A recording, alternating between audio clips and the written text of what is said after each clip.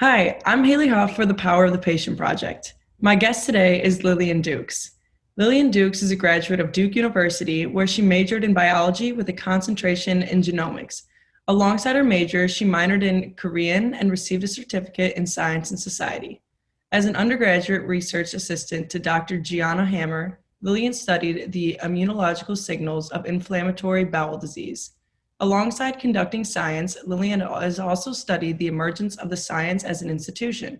Her sociological and historical research culminated in exploring how the rise of Eurocentric science in the 19th century affected foreigners' perception of the Chinese sensitivity to bodily pain. Most recently, she created a policy report on behalf of the Patient-Led Research Collaborative for Long COVID to describe how research and treatment efforts for long COVID could involve patient input. This summer, Lillian served as senior research analyst for the MedFocus Research Group. Welcome, Lillian. Hi, Hailey. Thanks for having me. So first, can you tell us about your role of a senior analyst for MedFocus Research? What were some of the responsibilities in this role? Yeah, so I originally joined MedFocus this summer as a senior researcher for the patient team, meaning we would focus on gathering the patient perspective.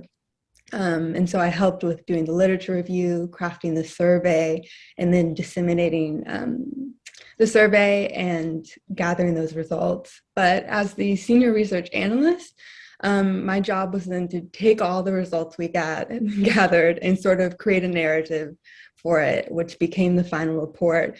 And other than doing the sort of logistical editing work, I also tried to give Mr. Kaiserman space between our data to give his own sociological input about the picture our survey data was forming. So that was kind of my role. Awesome. So, Yeah. can you share some of the findings of the study with us? Yeah, so there were three on the patient side. There were three major surveys given to patients who received primary care, women's health care, and mental health care. And generally across those three surveys, in terms of logistics in those healthcare spaces, all of our surveyors were relatively happy. They weren't waiting long in the research, in the doctors' waiting rooms. They were treated nicely by staff. It was pretty quick. Our survey respondents said to get back and to actually see the doctor. And generally speaking, the majority of our survey respondents for all three studies reported that they did not face any bias from their providers. However, of those who did report experiencing bias, it was usually they reported they felt that their age, their gender, or their socioeconomic background impacted the way their provider, interacted with them. To be a little bit more specific, the primary care and the women's health survey respondents generally just reported on their age and their gender affecting their interaction with their provider. The mental health survey respondents also 33% felt that their diagnosis affected the way that they were treated by their mental health provider. And something I found interesting was all these respondents were female, and they said they felt especially stigmatized and often reported feeling that they were seen as crazy or sort of those stigma words in the mental health sphere. But generally speaking, again, logistically, at least for our survey respondents, things seem to be pretty okay. Right. Was sort of the takeaway.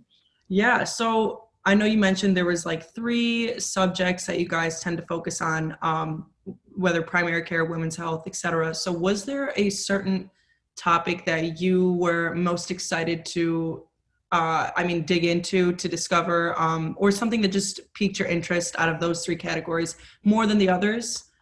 Yeah, so in my research previously and even now, I sort of am of the belief that when you go to the doctors, yes, you go to be healed, but I think you also go to be heard. So I was very interested to see how all these patients felt their communication was with their doctors, and or how important they ranked communication with their doctors. And this we also got interesting data back from the provider survey as well that we gave to providers. Was that across all three of our patient surveys in primary care, women's health, mental health, they all ranked that the doctor is welcoming to my questions, that I'm easily able to communicate with my doctor very highly on their priority of things they would like in the doctor's room. And generally speaking, they felt that those needs were met by their providers. It was interesting, however, in the women's health study, women over 60 reported that although their doctor spent more time with them and they didn't feel rushed to ask questions, they felt less comfortable asking their doctor questions about their healthcare. So that was just an interesting result to me. You know, what's going on in that attitude, what's going on in that room that makes people feel less comfortable to ask questions. Yeah.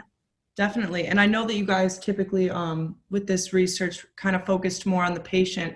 However, I just was wondering if you think you were to, I mean, I know it's kind of hard, but hypothetically, performing the same sort of research with your patients, if you were to have a way to determine whether or not their primary care doctor or whoever they were seeing kind of get their stats on whether or not they were male or female, do you think there would be any sort of direct relationship between how they felt, how a woman felt with her experience, primary care experience, like if she felt unheard, if that would be directly associated with it being a male doctor? Do you think there's any sort of relationship there between, you know, the gender of the primary care doctor that she was seeing? Do you think there would be a relationship between that? Yeah, and so our data did show, compared to the other fields of health, primary care and mental health, that the gender of the provider ranked higher in importance for the women's health practitioner, and especially younger women in the 18 to 20 age range felt that their gender of their provider really influenced the way their exam went. Yeah. I think there's some emerging research to say that women in at least the women's health sphere do prefer women providers. Generally speaking, again, no one size fits all rule. Right. But yeah, I think that would be, if this research were to be repeated, that would be a great question to ask if your provider is male or female. We didn't ask that directly this time. Definitely. But I do know gender, at least in the women's health, did play a role. Awesome. Yeah. So were there any surprises in the feedback that you received from the respondents? Yeah. So the number one factor of the doctor experience that ranked in importance for the patients was that the provider accepted the patient's insurance. And so clearly there's, you know, another player interacting between the patient and provider experience being these huge insurance companies. And the providers in our provider survey data also indicated they felt stifled by often insurance companies. And so that was something interesting to see. I was also noticing in the provider survey that the majority, it says like 89% of providers reported that they consider themselves to be active listeners, and that 96% of our providers surveyed said that they are presenting data in an understandable way for their patient. Nevertheless, like over half of these providers also reported that there was some sort of miscommunication going on between their patient and themselves. And so here we have providers thinking that they're communicating clearly, but it's still ending up with there's miscommunication happening. And so what's going wrong in that sphere is also really interesting. Yeah. It's very interesting. And that could be, you know, if we were to assess that further, it could be a reason why maybe patients aren't getting the best experience, because these doctors are thinking that they're doing all they can.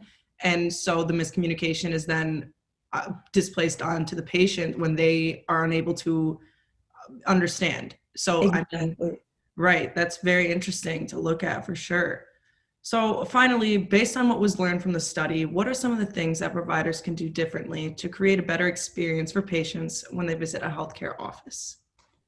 Yeah, I think at least from this miscommunication standpoint, first of all, I also want to mention that I believe 61% of our providers reported experiencing burnout in the field. So I want to also say that they are facing a lot as well. Right. That I would like to see them get help for. But I think that if they really interrogate their communication styles and to sort of alleviate some of this miscommunication that's happening, and also to ask, like, what can I do to make my space more safe for people to feel like they can ask the questions they need to ask? You know, just like in the women's health survey with, you know, the older women reporting that they felt less comfortable asking questions, that could be the source, you know, of miscommunication. And so, you know, asking, what can I do to really make sure my patients feel heard and to also make sure that I'm communicating as effectively as I can. We might need to take a pause and make sure that that's Right. okay. Right. Yeah. Patients for the patients, if you will. Yes. Yeah. Well, that's really interesting. And I really appreciate you meeting with me today. I really appreciate this talk. It was really excellent talking to you.